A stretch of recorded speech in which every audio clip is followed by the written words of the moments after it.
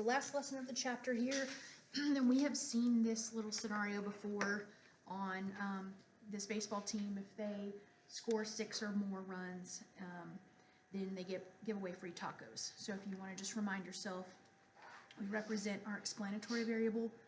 W means they won. Not W means they did not win. Tacos means that they must have made 6 or more runs. They gave away free tacos from Taco Bell, or they didn't.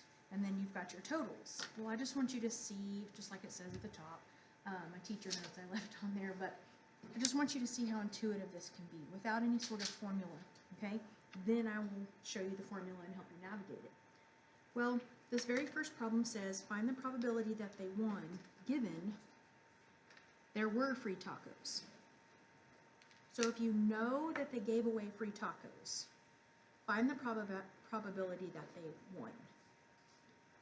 Anybody have any idea what numbers? Probability is always going to be like a fraction. How would we set up that fraction? If we know that they gave away free tacos, what row of the table are we looking at? The top row. That's the only row that has they gave away free tacos. So I only care about numbers in that row, which makes this really simpler, because now we're only looking at these. And out of that row, what number shows winning? 26. 26 out of how many? 30. Again, I only care about this row. I'm not going to get numbers from any other part of the table. So the given part, today we're going to talk about conditional probability, and it's when you see the word given, here's how you would write this. The probability that they won, given, there's like this little bar. It's not an I, it's just a bar. Given, we know that they gave away free tacos. So what you're going to do is your denominator is going to be the given part. So all of the times that they gave away tacos would be 30. But again, out of that row, out of the tacos row, the wins are 26. So grab your calculator. Just know that your answer choices on multiple choice could be fractions, it could be decimals, could be percentages. Be comfortable with any of those 3 versions of the answer. So about 0.87 is the probability that they won, given that we know there were tacos given away. Now look what happens when I flip-flop that. So these sound very similar, but it says the probability that there were tacos given that they won. So the given part, again, is kind of where you start. Here's how you would write this one. The probability that there were free tacos given that they won the game. So does flipping around the W and the T make any difference? Let's see. If it's given that they won, what column of the table are you interested in? Just the wins, just the given part. So you know your 2 numbers in your fraction have to come out of the winning column. And the total number of wins are 41, and that's going to be the denominator.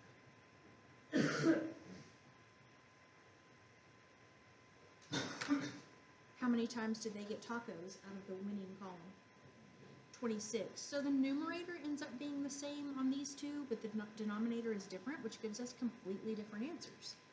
So the order of your conditioning, it really does make a difference. So about 0.63 is the probability that if we know they won, it's the probability that tacos were given away. Put a little note to yourself based on these 2 that we just did, that the order of conditioning matters.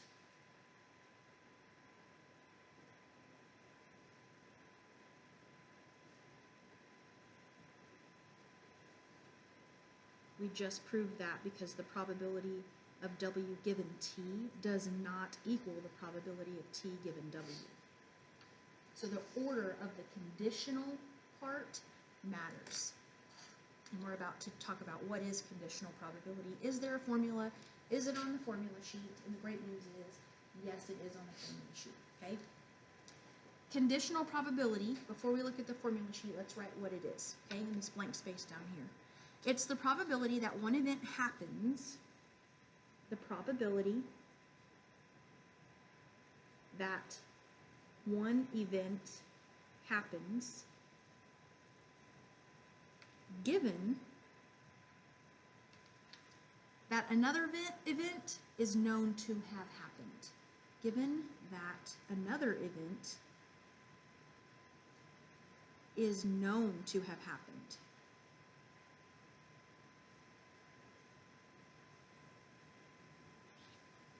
The probability that one event happens given that another event is known to have happened.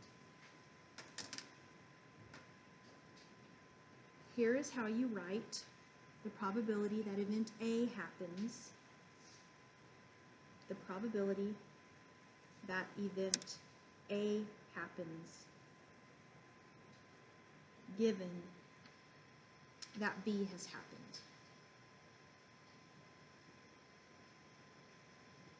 Here's how you write that. The given part goes after the bar. So if we are given that B has happened, then we will put A bar B.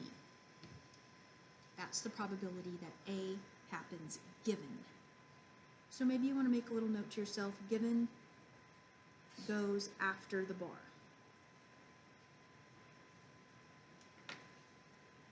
You don't necessarily have to write this down, but I want to make sure that I tell you this. Your word problems are not always going to say the word given. Sometimes you might have to infer that. Like up here, it was very blatantly obvious, given that there were free tacos, given that they won. Those are the parts that came after the bar. But sometimes in your reading, you might have to infer that the given part. So maybe we'll see that today in our notes or our homework. So I want you to check out your formula sheet if you have it in front of you. And if not, like I said, I'll make you more copies and make sure everybody's got those. But we've got this just teeny tiny little part of the formula sheet that has some probability stuff on it. And this is going to be really helpful for you. It doesn't look like they give you a whole lot, but they give you a bunch of stuff in disguise. And you're going to see that today a couple of times. Like from our last lesson, this is in the last lesson. This is the general addition rule, okay? But kind of secretly hidden in here is you have to have the skill of manipulating this algebraically to solve for anything you need. In other words, if you're given, if you're told in the word problem that A or B occurring, you know that probability, and they give you the probability of A and the probability of B, you should be able to solve for this part. So they really are giving you a ton of hidden information here. If you want to add underneath that and write on your formula sheet. I could rearrange this if I wanted to get the probability of A and B happening, the intersection of A and B, then that would be the probability of A plus the probability of B minus the probability of A union B.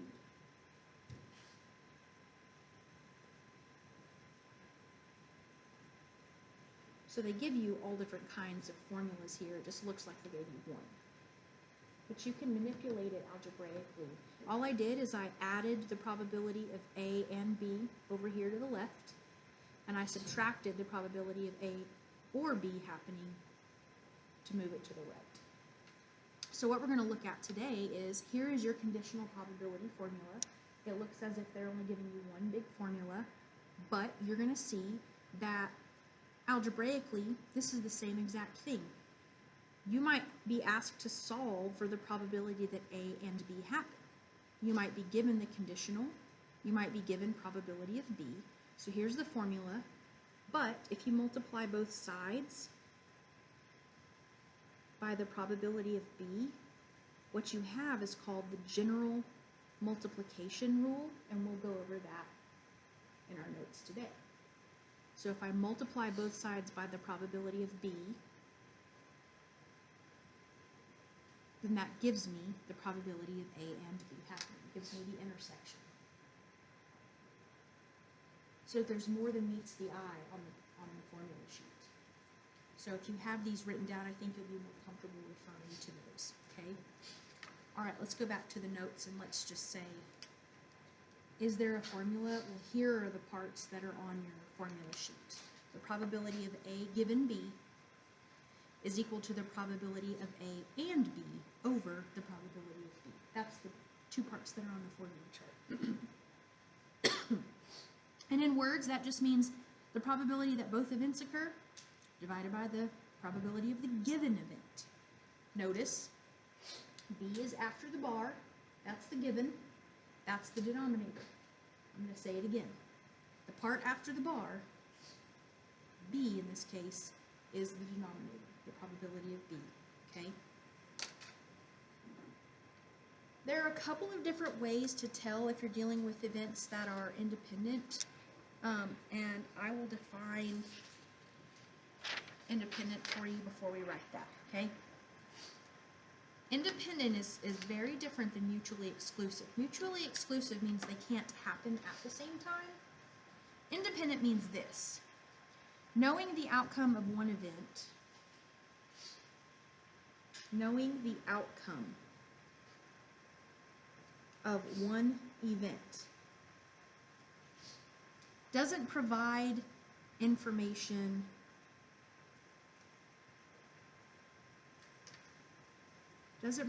info about the other event.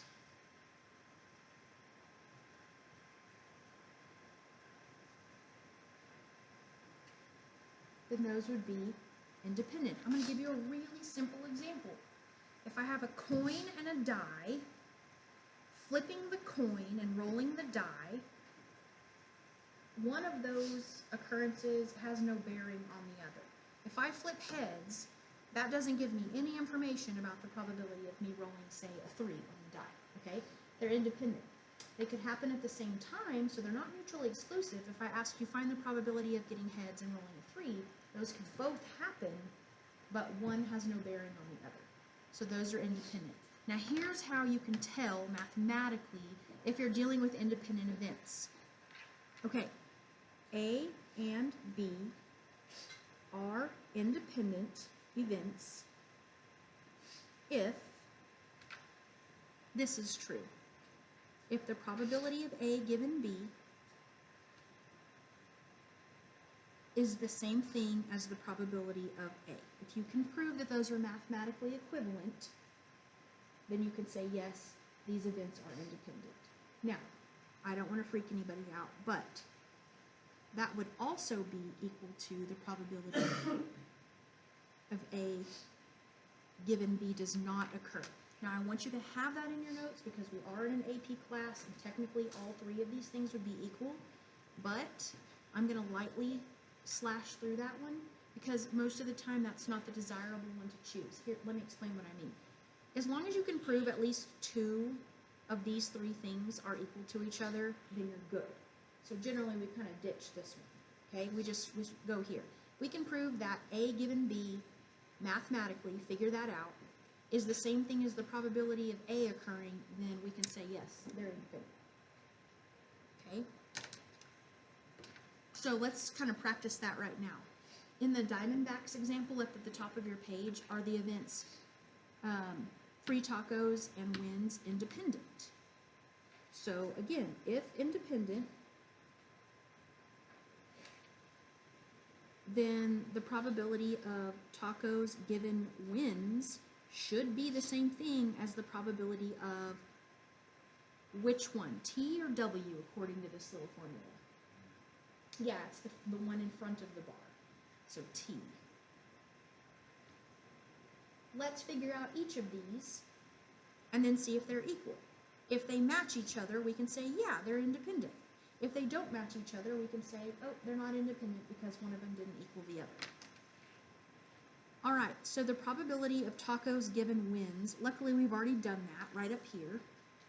So just write the probability of T given W, we said was 26 out of 41, which was 0.63. Now we're just going to see if that's the same thing as the probability of tacos being given away. So don't overthink this one. Go up to the table. What's the probability out of all of their home games that tacos were free? How many times did they give away free tacos? 30 out of how many home games? 81. So the probability that they gave away the tacos is 30 out of 81, which is like 0.37. Are those probabilities equivalent? Nope, and if they aren't equivalent, then these events are not independent. So you could just sum this up. If this was a free response, you could just show that math and say the events T and W are not independent because the probability that of T given W is not equal to the probability of T. I'll give you a second to write that down. So you can prove that two events are independent by checking that these two left-hand and right-hand side of this equation, that they're equal. Okay, turn the page.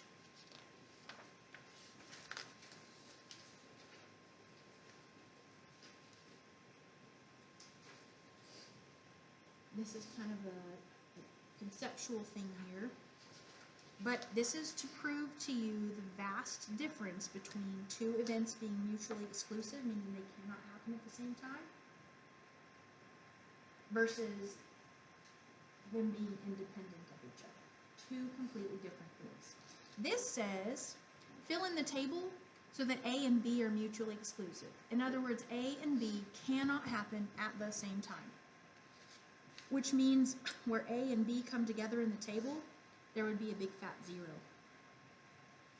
That's what that means. Go ahead and fill in the other numbers then. And out to the side, the reason I knew to put 0 there is because from our 5.2 notes, if two events are mutually exclusive, then the intersection of those two events is 0. They cannot happen at the same time. Now what if I have the same exact totals, 30, 70, 100, 60, 40, 100, and I have to create a two-way table so that A and B are independent. This is a little bit tricky, so see if you can follow me, okay? Using the rule that we just covered on page 1, if two events are truly independent, then this must be true. The probability of A given B has to be equal to the probability of A. Well, we have enough information in the table to figure this part out, the probability of A happening. The probability of A happening is 60 out of 100.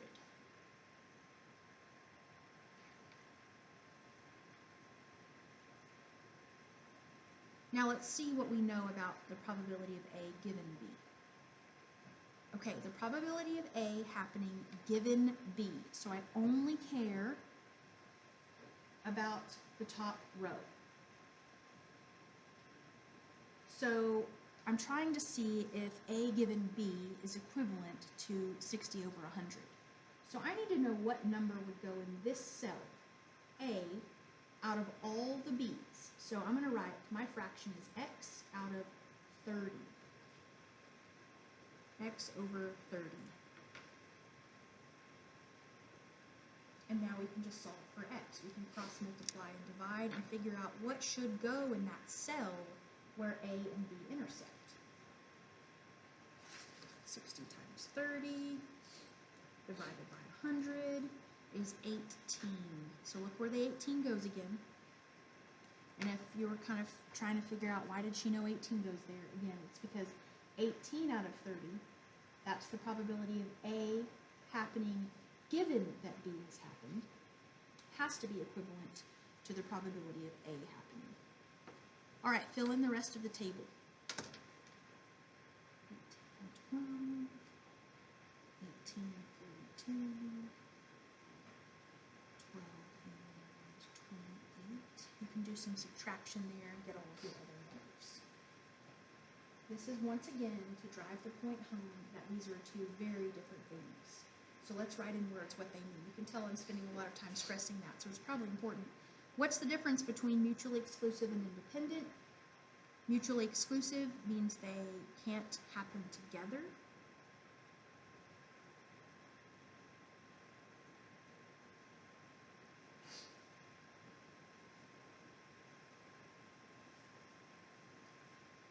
So the intersection is 0. They can't happen together. If they're independent,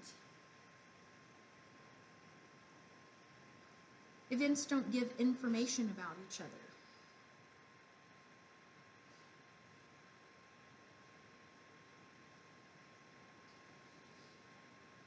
Remember my example was flipping a coin and rolling a die. And so again, mathematically you can prove independence if these are equivalent, and just because this is an AP Stats class, I want you to have all the pieces there and just kind of lightly strike through. We don't typically mess with this one. We just make sure these two are equivalent and we're good to go. If they're not independent.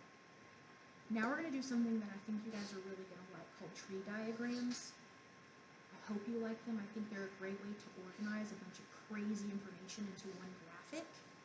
So let me show you what you're going to end up drawing so you can kind of space it out accordingly, okay? Here is what you're going to end up drawing on this next example.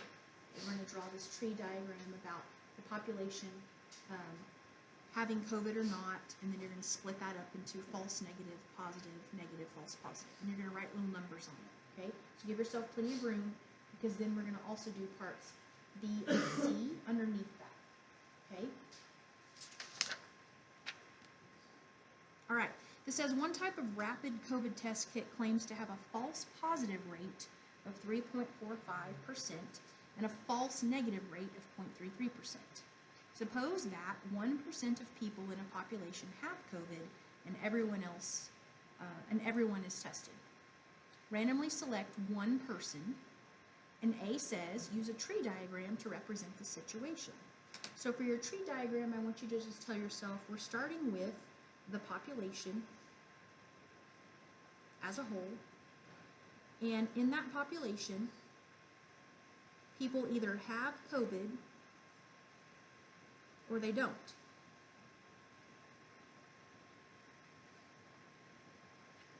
And it tells you in the paragraph that 1% of people in a population have COVID. 1% have COVID. Write that as a decimal.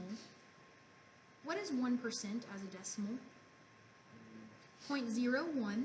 I'm going to write that on the branch leading to have COVID.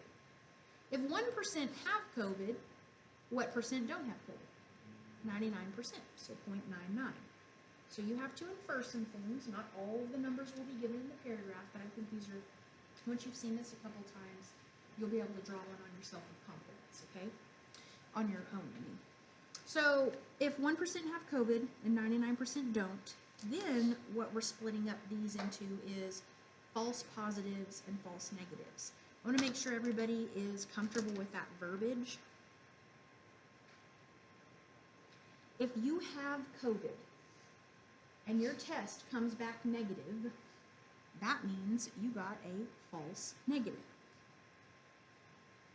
Let me say that again, because you'll see a lot of these problems have like tests and false positive negatives. You have COVID and your test says you don't, that's false. If you have COVID and it comes back positive, then that's good. That's reflective of the situation. All right, let's branch this people that don't have COVID out. If you don't have COVID and your test comes back negative, that's not false. You don't have COVID, the test says you don't. But if you don't have COVID and the test says that you do, that's a false positive. Now we can go back to the paragraph and it gives us some numbers there. This particular brand of test says we have a false positive rate of 3.45%. So false positive is down here. And what is 3.45% as a decimal?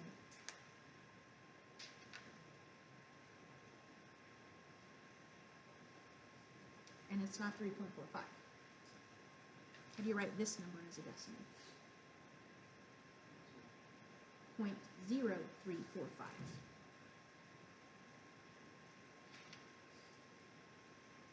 That means that I can figure out this branch, because these two branches will be 100%. So do 100, or better yet, just one whole, minus 0.0345.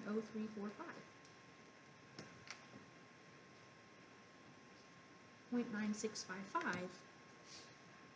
Sometimes it's easier to write slanted on the actual branch if you run out of room. So 0.9655.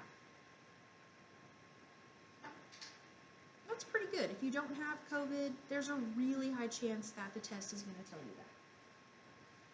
All right. Look back up there, and it says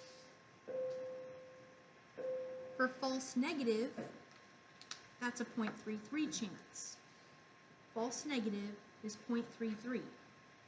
Be really careful, because I messed up right here, and I want to make sure you don't do the same thing. So I'm on this branch for false negative, but I accidentally wrote 0.33. So where was my mistake? Yeah, 0.0033. And 1 minus 0.0033 gives us 0.9967. That's a pretty good chance that if you have COVID, this test is going to tell you you have COVID. That's how we want the test to work.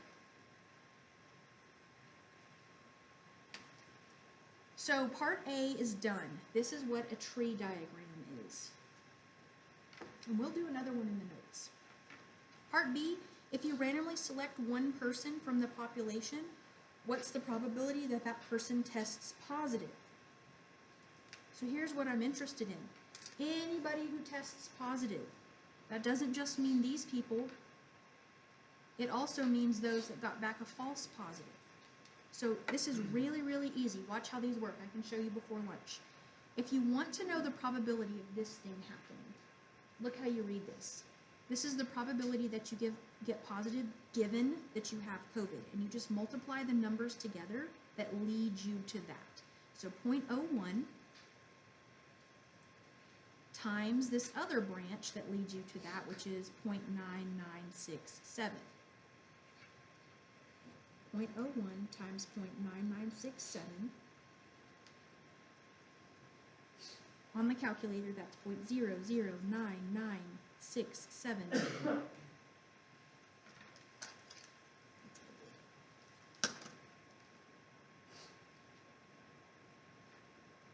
I also care about these people who got back positives, even though it's false. If you want to know the probability that that happens, false positive given that you don't have COVID, multiply the branches that lead you there.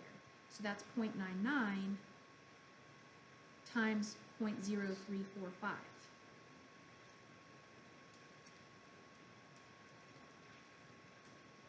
And that is 0.034155.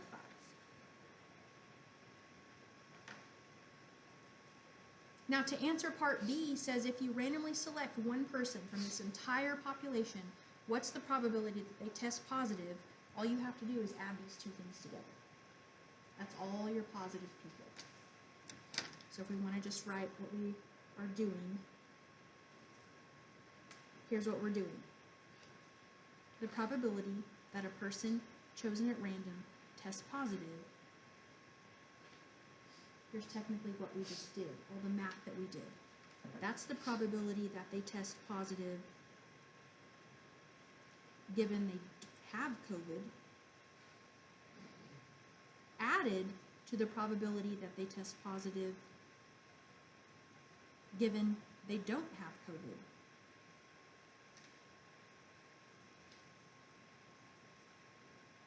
All the positives.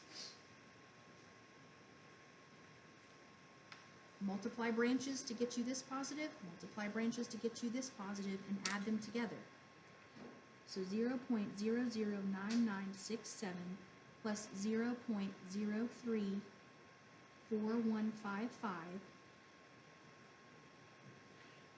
and we'll have our answer.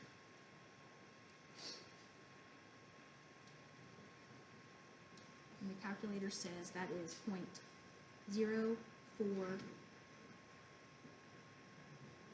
technically 44122.